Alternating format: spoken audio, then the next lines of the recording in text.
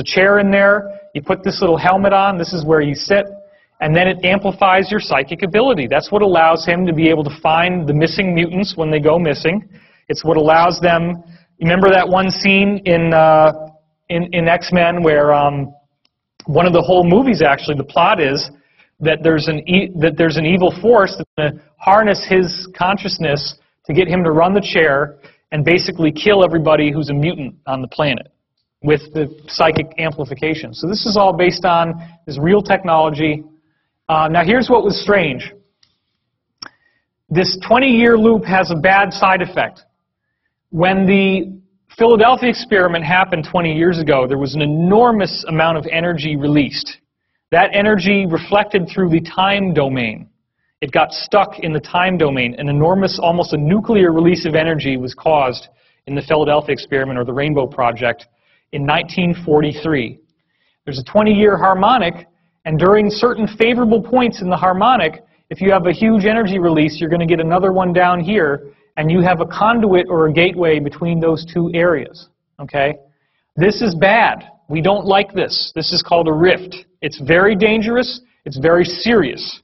1943 created a rift 40 years later with 1983, I guess somewhere around here.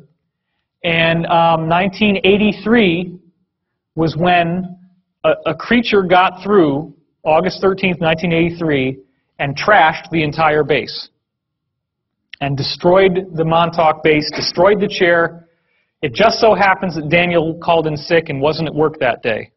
So he didn't get mind wiped, so they didn't erase the memories out of his mind. So he remembers everything that he learned and everything that happened when he was working on this base. Somebody has a question. I just heard it in my head. What kind of creature? The creature was based on the movie Forbidden Planet, which was the monster from the id. The secret that Daniel knows, because he was in contact with the guy running the chair, Duncan Cameron, is that they were very pissed off at these Nazis. They did not like the Nazis. They didn't like what they were doing. They thought they had too much power. They thought the potential to misuse this technology was much too vast. And they said, we need to figure out how to stop this thing from going on. They created the monster with their own thought. The official view is that it's a rift and that some interdimensional monster came through. The reality is they took advantage of the 20-year harmonic, which they knew would have that energy, and they used it to create that monster to kill the program, and it worked. So that's the truth.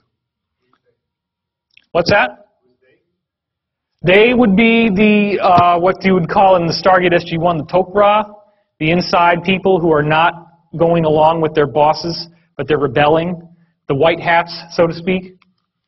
So, hold on real quick, I'm losing track of everyone. So Daniel is the burly guy you met, and not Dr. Dan Burrish.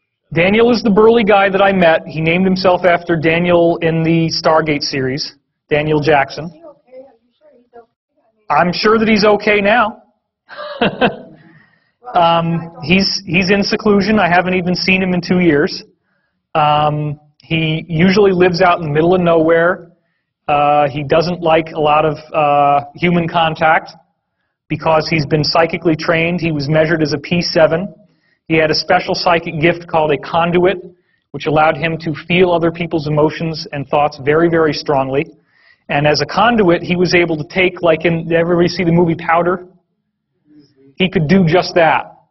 In fact, it's possible, because he was the only person they ever found that could do that, it's possible the movie Powder was written about him. I don't know that for a fact, but it's possible. He also has some really weird stories. He said that he was accosted by a gray extraterrestrial when he was in his remote location, and he shot it with a shotgun. And he said that they found out in these programs that the extraterrestrial physiology is like a vegetable and not like a body. So you can shoot them and they don't get hurt. This thing, and it just sort of kept walking. Very weird, huh? So yeah, and that's what's so strange is that when I was in high school, I wrote a story about a guy who shoots an extraterrestrial with a shotgun. And we started to find all these weird correspondences. The first time I took LSD, and I have done acid, I did 20 some odd trips, I had a very strange experience as I was coming down the stairs, I was peeking. I was like, what in the world is happening to me? I had this feeling that if I did not create the floor under my feet with my mind, that I would fall through the floor. And so I'm walking very carefully like this, tripping, just, oh, shit. It turns out that that's exactly what happened in the Rainbow Project Philadelphia experiment. It turns out that the people who could remember where they were before they went into this gray mist of zero time didn't get stuck in the hull of the ship. But the people who couldn't remember where the ship was and couldn't create the ship from memory, when they got through, they were stuck in the hull and died in many cases because you can't pull somebody out. So he said, you know, he has some weird ideas, and, you know, he thought that I was connected to the project somehow, like my soul is basically helping to relieve the karma of the planet through this thing that happened. And I guess this is part of what I have to do, is share this with you, because obviously there's a reason why I met this guy. And that's the funny thing, too, is you can tell that this is real because people ask me a question, and I pop out with something new, because I've had many, many hours of conversation with Daniel. No, I'm not gay. No, we're not homosexually involved. Somebody wrote that on the internet. It's like, forget it. I haven't even seen him in 2 years. We were just friends, that's all. Okay? Get over it. And even if I was gay, which I'm not, what possible difference would that have to my message or to the value of the material that I'm sharing with you? Can I get an amen on that? Come on. I mean, really, let's just let go of these ridiculous prejudices, because everybody has a right to be here. Every soul is precious beyond measure. I am not a racist. The DNA level shows us that we are so similar that you cannot actually tell what somebody's race is from a genetic test. There's only very, very weird special things that they have to go out of their way to find to look. But we're 99.9% the same. It is. It's a smear tactic, and it's being used to dumb us down and to get us fighting with each other rather than looking to the source of the problem. Okay? But that's what we're doing. By shedding light on it, we're helping to understand it. So, the reason why I'm going to go into rifts and holes in time is because it has to do with 2012, and it has to do with you breaking down the conditioning. Let me finish the sentence. Breaking down the conditioning that has kept you from seeing the greater reality that we live in. Question? Can you go back to the 20-year space-time cycle? Yep. So you were saying before that at the apex of the current cycle, you get a rift in time, and one was created in 1943, another one in 1983.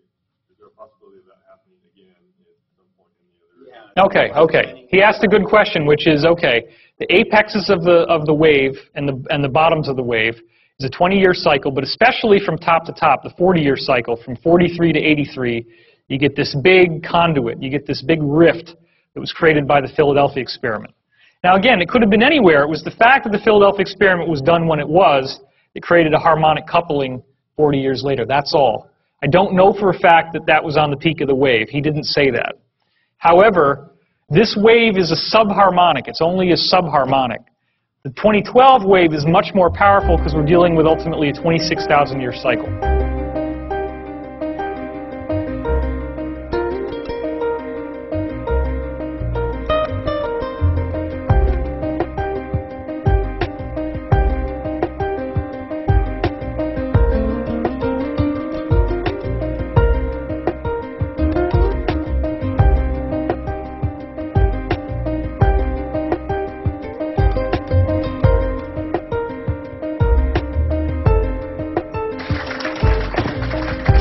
Just don't say anything, man. I don't even want to hear it, all right? Then here's my question, all right? You can talk as long as you like. You have a unique perspective on Edgar Cayce. Edgar Cayce. Yeah, I knew this was going to happen. Correct. No. I'm not. Psychic premonition, right? Dude, I ain't backing on you, man. You know. Okay, so now you threw me off here. All right, so what was I talking about? Oh yes, 2012. The idea here is that having a unique perspective on Edgar Cayce. All right, Cayce did, I think, and correct me if I'm wrong on this, he did a grand total of I think only 14 readings that actually dealt with the future, right? About 14 readings that did with the future. Yes, yes. And of those 14 readings, a lot of them were interrupted by his clients who were, who said, I don't want to know anything about that. Just tell me if my partner's a crook and things like that, right?